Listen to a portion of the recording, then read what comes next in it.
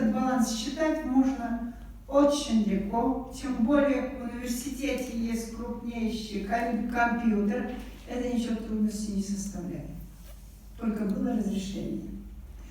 А с другой стороны, всегда бывает медаль с двух сторон.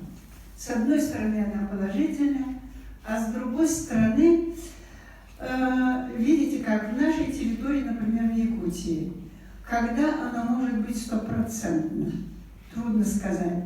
У нас никто не отметил северное сияние, то есть магнитные бури, верно?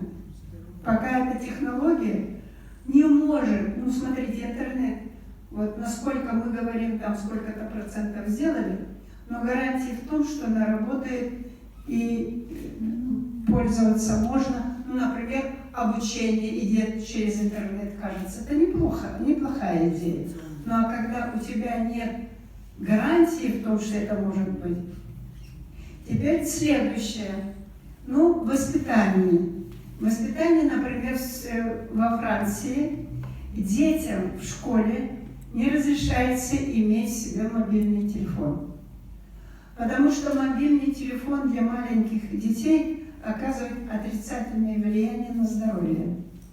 В Японии уже запрещают.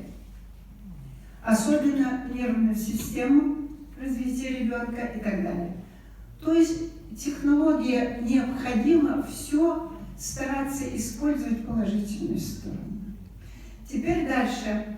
В интернете что творится? Она же ведь неконтролируема.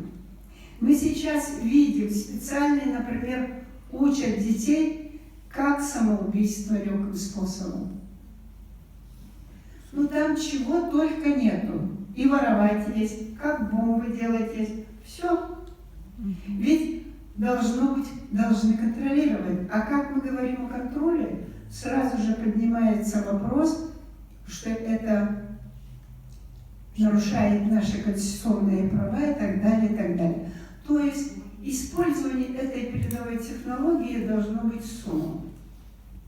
И кроме того, ведь хакеры везде ломают очень легко. И в этом случае опасность потери очень много, но моментом можно вообще все потерять информацию.